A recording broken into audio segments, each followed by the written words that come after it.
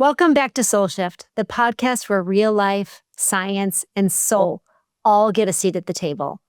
I'm Allie Anderson, and today I'm here with my co-host, Christine Morgenstern-Shin, and we're doing something a little bit different today. That's right. Today we're turning the tables. So instead of being behind the mic and asking questions, we're interviewing our beloved host, Mindy Gorman-Plutzer. And I have to ask our listeners before we begin, big question. How many times this week have you looked in the mirror and immediately started cataloging what's wrong? What are the wrinkles, the weight, the way your body has changed without giving you permission? And how many times have you had that exact same conversation with your reflection for more than a decade? And if you're resonating what Allie just shared, Mindy sees you because she was you. In over 20 years, she waged a daily war on her body. And the mirror, when she looked in, was her battlefield. And the scale was her judge.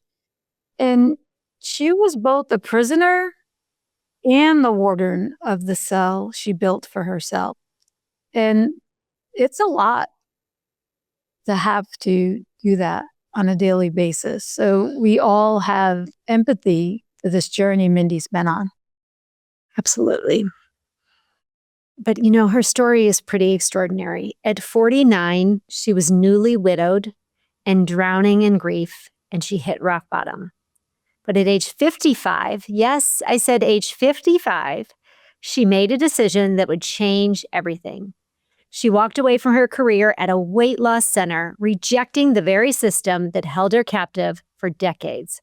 And she went back to school for 8 years to learn the truth about food, body, and freedom. And so today, Mindy's a certified functional nutrition and lifestyle practitioner, a board-certified integrative health coach, and a certified eating psychology coach. Her 30 years of experience are chronicled in 2 transformational books, including her latest Midlife Metamorphosis, The Journey from Diet Culture to Radical Acceptance. I cannot wait to start chatting about the book. It's so good, and Mindy's wisdom is brilliant. Her voice has reached women worldwide through Dr. Radio, Huffington Post Live, ABC News, and of course, this podcast, where she co-hosts with us every week.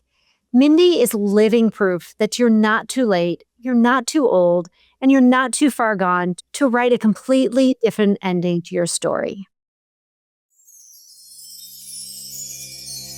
Welcome to Soul Shift, where modern science, ancient wisdom, and real life align. Soul Shift offers a peaceful pause in your week, a gentle reminder that meaningful change doesn't have to be overwhelming. Together, we'll discover practical tools, we'll share authentic conversations, and honor the beautiful complexity of being human. This is your invitation to breathe, to reflect, and to trust the process. Thank you for being here. Let's shift Gently.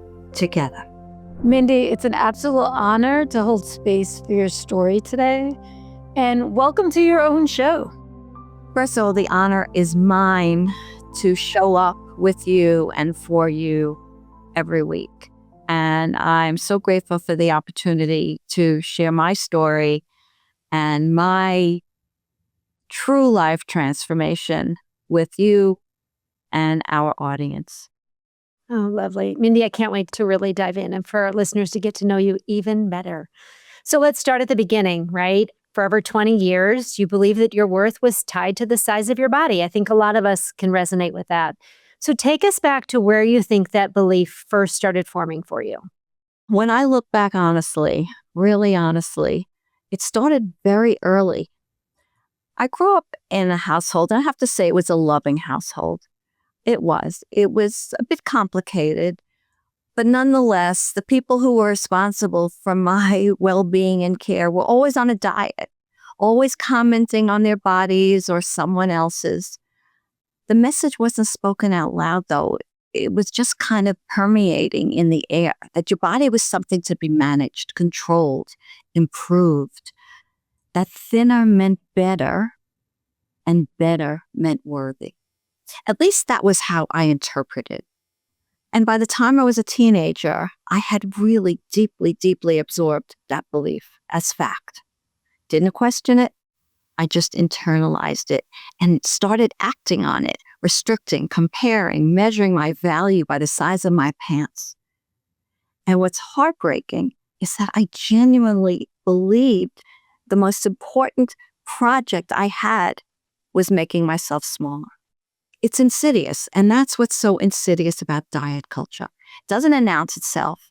It just becomes the water you swim in until one day you're exhausted and certainly not at peace. And you finally have to ask, who told me that this was true? You know, Mindy, what you're sharing, I believe I've just heard the story over and over again, but in unique ways, right? Because this is such a personal, unique story to you. And in just looking at the mirror and just fixating on the size is just heartbreaking, I'm sure, for you now. But hindsight's 2020, right? And you had to live through that experience to get to where you are. I know you spent years working inside a well-known diet program. And like you said, you believed that the number was important. You believed in the systems, and you generally thought you were helping people lose weight in, the best way, right? But then as far as I understand, something shifted. What happened that made you start questioning the very rules you were once teaching? Chris, this is the question that I find myself actually grateful for because it takes me back to a real turning point. So I was working in this very well-known diet center in local community. And I so believed in the system. I was good at it. I was helping women lose weight. The people there trusted me. I felt like I was making a difference. But I kept watching what happened after the weight came off. Something was supposed to shift for these women emotionally, relationally, spiritually. The scale changed. But the war inside didn't. Behavior with food changed, but the relationship with it did not. If anything, their success on the scale fostered an even deeper fear of what food would do to them. They could no longer trust food because here I was teaching them to restrict, teaching them to eliminate, teaching them to depend on, I'm laughing because this is what's so insidious, to depend on discipline and willpower when it was all about their relationship with themselves. So I had to look in the mirror and I had to be honest with myself because I had to look at my own relationship with myself, which was playing out in my relationship with food and my relationship and belief in my body. So I was in my early 50s, still weighing myself every morning, still negotiating with my body, still believing that if I could just maintain a certain number, I would finally be okay. And I realized I've been doing this for over 20 years. I'm not free. And I'm still a prisoner. And I'm still standing on that scale every single morning, letting a number determine my worth and how I was going to believe I was putting myself out into the world that day. So I started asking the questions that the system didn't have answers for, right? Why do we keep coming back? Why does achieving this goal not bring us what we were promised? Why are we still anxious, still controlling, basically still at war? And the deeper that I went into functional nutrition, into eating psychology, into the research on chronic dieting and metabolism and the mind-body-gut connection, the clearer it became. We'd been treating a symptom and calling it a cure. The body was never the problem. The relationship with the body was, and that relationship with the body was driven by our relationship with ourselves. So, at 55, I walked away. I left the career. I left the client roster. I left the income. And I went back to school. And I studied everything. And what I learned changed not just my work, but it changed my entire life. Wow. Thank you for sharing. Yeah, just a huge transformation. Literally, I'm listening and my heart is just like you're healing from the inside out. What I think makes your work so beautiful now, is how you touch people like that. Absolutely. I imagine so many people listening are thinking they completely resonate with your story. So thank you for sharing that. And now, Mindy, you've guided hundreds of women now through your 4R framework, which is recognize, reject, reclaim, and I love radically accept. And so I want to ask you, when you start working with these women and you watch these limiting beliefs that you just described start to slowly fall apart, what starts happening for these women when all of this just starts to kind of crumble, all the beliefs that they've been carrying? This is what I love most about this work. Something opens up. Oh, And it's often a little disorienting at first because these beliefs have been what you could consider load-bearing walls. They were a solution for these women. There was reward in the behavior. They've organized how they were moving through the world, right? How they made decisions, how they relate to themselves, how they relate to others, how it affected their intimacy and intimacy with themselves as well. So when this starts to crumble, there's grief, there's real deep grief, there's fear, because as I said, these behaviors became a solution. So the question can become, who will I be without these behaviors? But they realized that for the years spent at war with a body that was always doing its best to keep them alive, that is the greatest aha, right? They think about the meals that brought anxiety instead of joy. They think about the summer days spent hiking instead of swimming with their children and grandchildren. They think about the intimate moments that they lost, the intimate moments where they couldn't be fully present because they were worried about how their bodies looked. I feel that now just talking about it, right? There's grief for the decades of mental energy spent calculating, restricting, comparing, energy that could have gone towards dreams, towards relationships, towards creativity, and of course, towards purpose. And I've sat with women who've cried over lost decades. I've cried over lost decades. I've sat with women who realize they spent their entire 30s obsessing over 10 pounds that literally no one else even noticed. Women who skipped beach vacations, avoided photos, declined invitations, stayed silent in meetings, all because they didn't feel worthy in the bodies that they were in. And here's what's really important to understand. These behaviors were not character flaws. As I said before, they were solutions, they were survival strategies. When we don't feel safe in our bodies, when we've learned that our worth is conditional, when we're living in a nervous system state of constant threat, we develop coping mechanisms. Food becomes both the problem and the solution. The body becomes both the battlefield and the refuge. So the grief is sacred. It's real. It has to be honored. I just keep hearing there's a war going on, with these women between what they want to do and what's in their head and what's, in their thoughts and how they feel about themselves, and then the grief. And you mentioned from a nervous system perspective, there's been decades of your body or your clients' bodies like being perceived as a threat, like something to control and manage and fight against. And can you talk about what it was like living in that constant state of war with yourself? And then what shifted in your nervous system when you finally began to make peace? Could you feel it inside? Did you feel like a different person as you slowly, shifted into a better, should we say, like peaceful state from a mental wellness standpoint? It's a really important question, Chris, because for so many years, I didn't understand that what I was experiencing was a nervous system issue. I thought it was a willpower issue, a me issue, basically thinking that I was broken. But what I now understand, and what I hope to teach my clients, is that chronic dieting puts your nervous system in a constant state of threat. Your body doesn't know the difference between a famine and a diet. When you restrict food, your body goes literally into survival mode. It floods you with stress hormones, cortisol, adrenaline.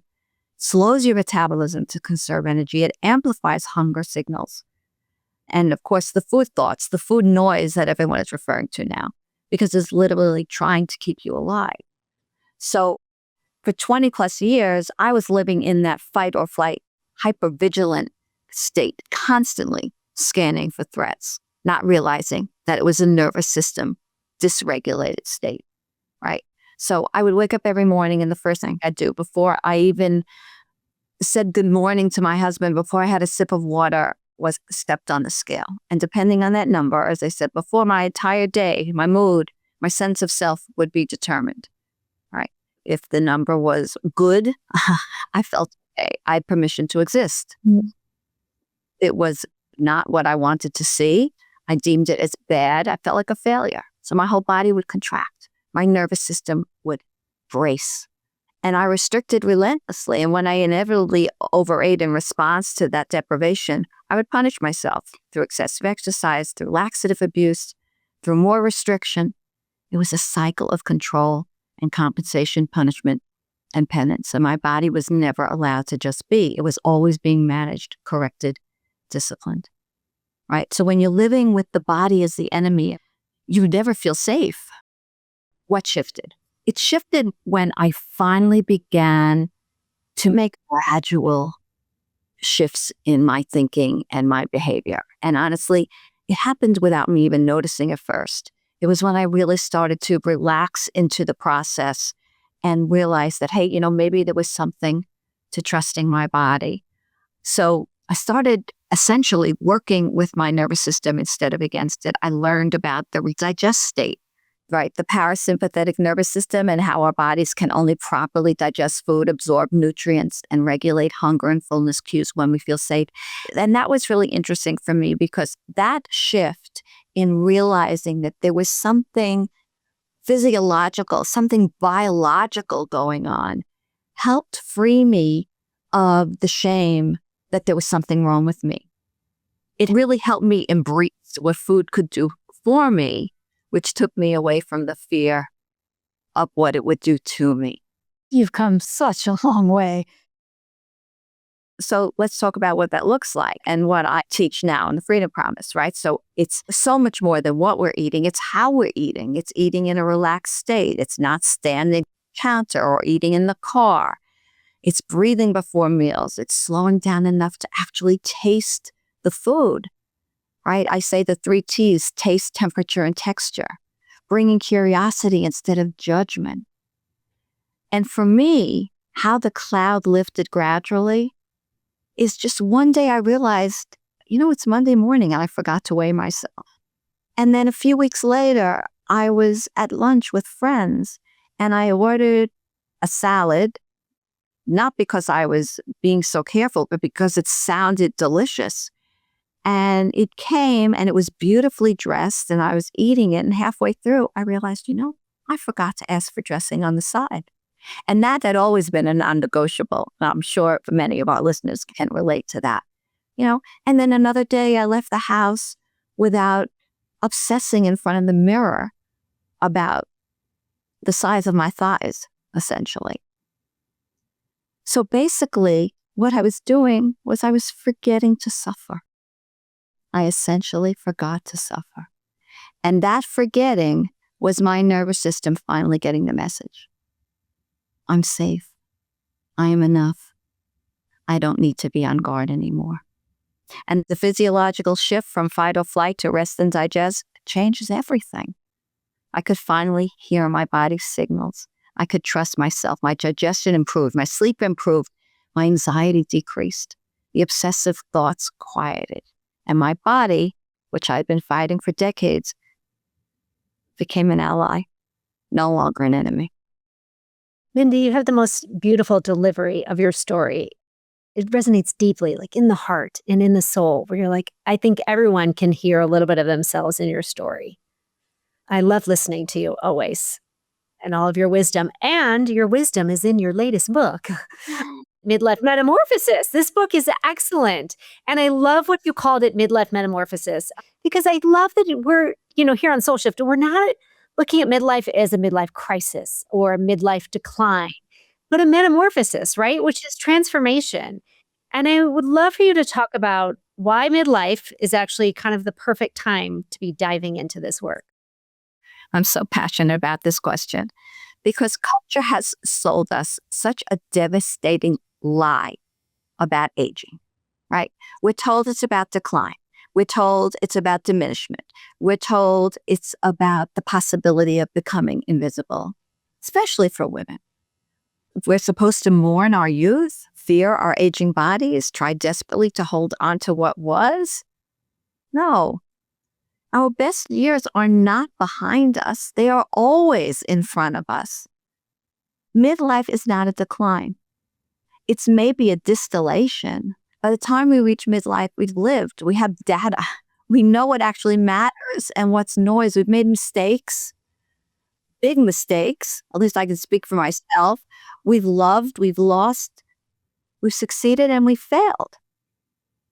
We've raised children or built careers or navigated relationships or all of the above.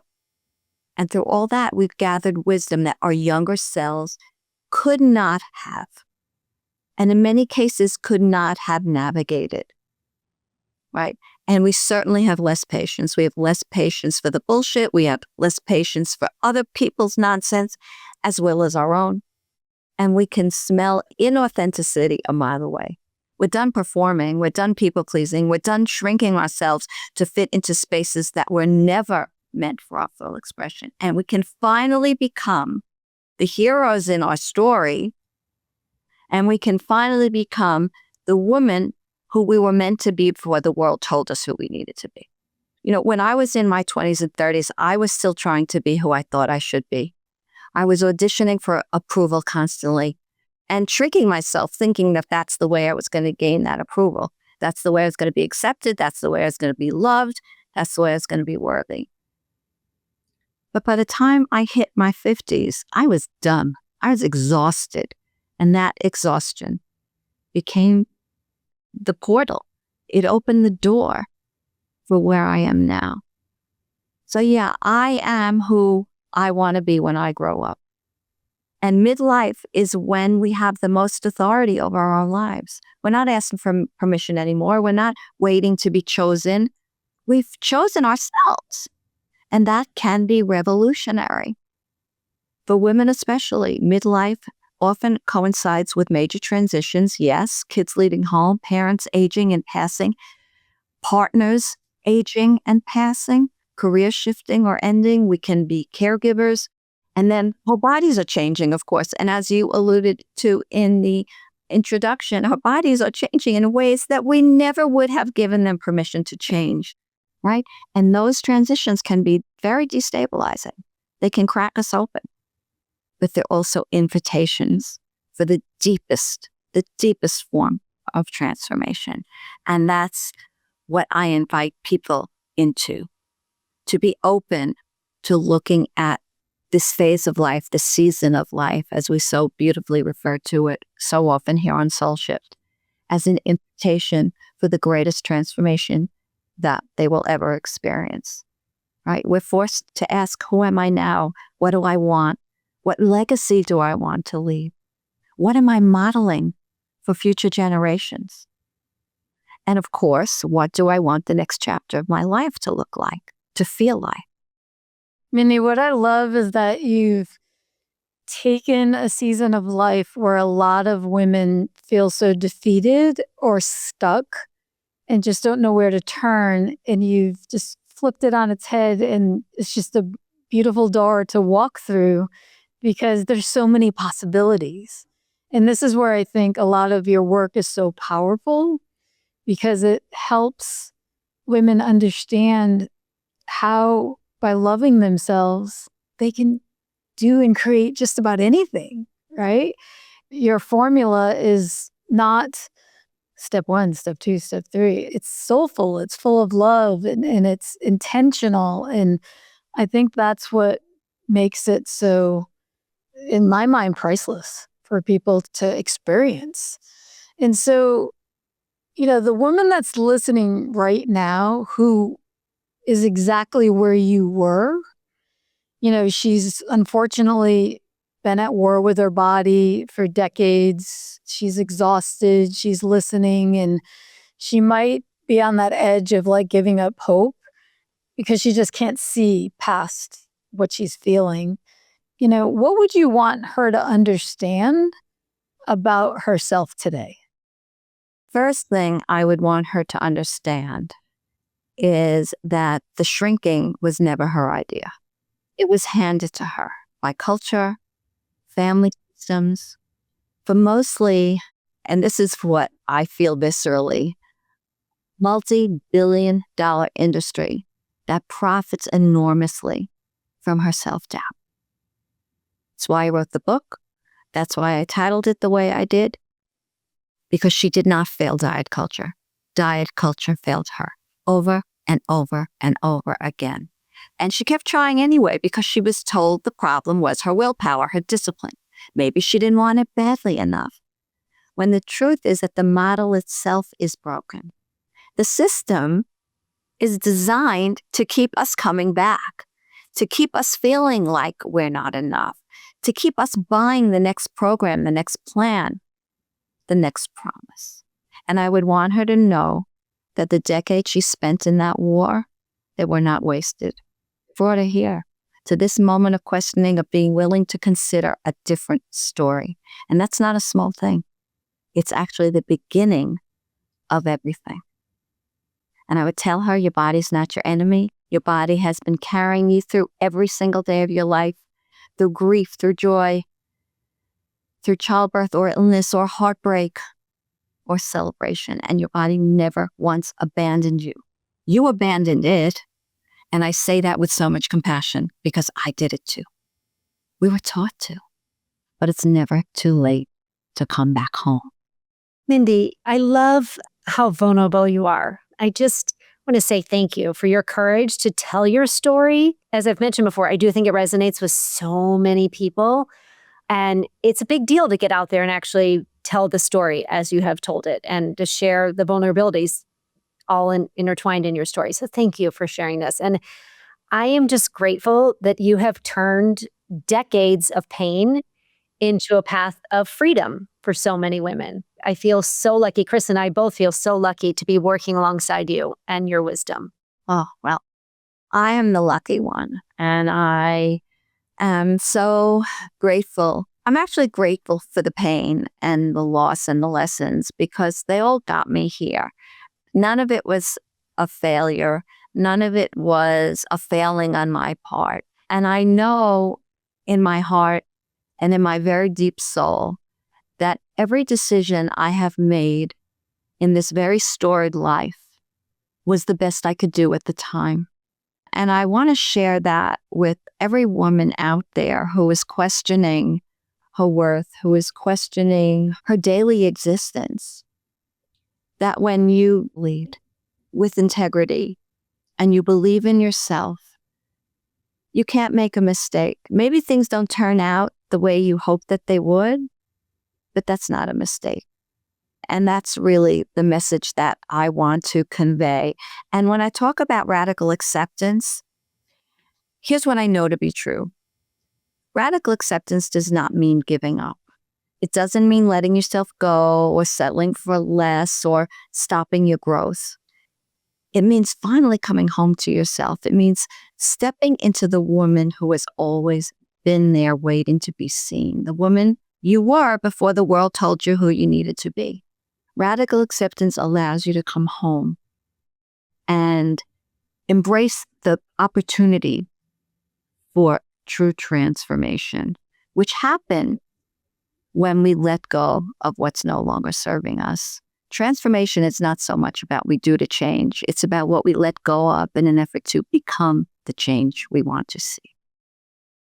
Mindy, this has just been such an incredible story and transformation and the epitome of the word soul shift.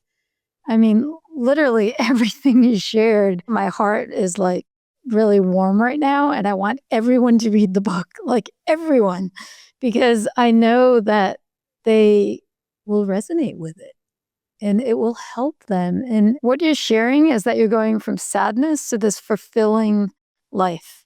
you know?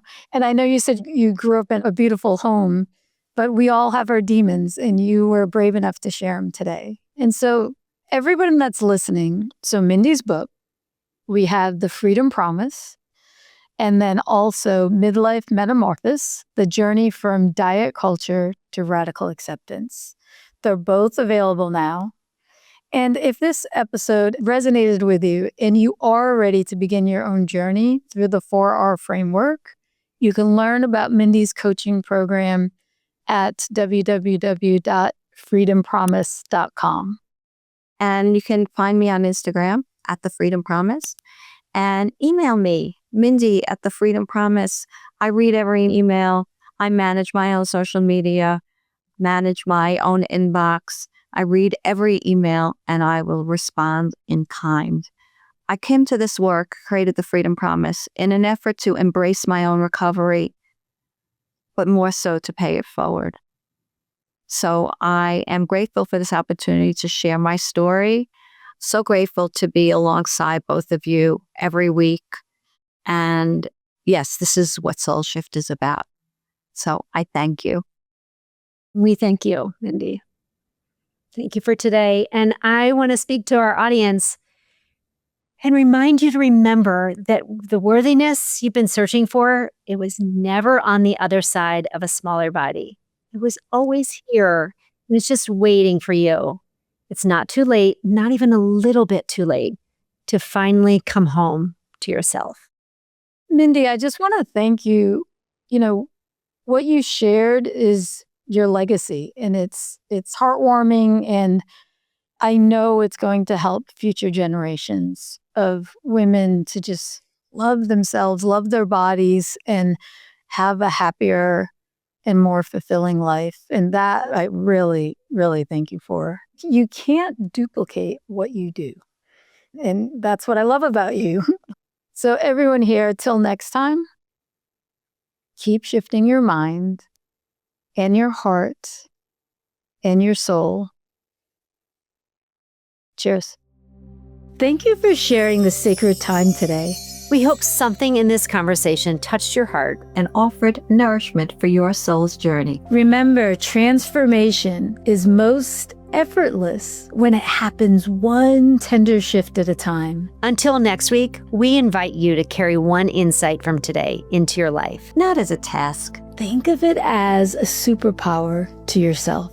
If something resonated, we'd love to hear from you. If you're joining us on YouTube, feel free to leave us a comment below. Your words ripple outward, offering connection and comfort to others walking this path beside you. If Soul Shift feels like home, please subscribe and consider leaving us a review. Your support will help us reach more hearts that need to hear they're not alone. We're holding you in love, so know you're not alone.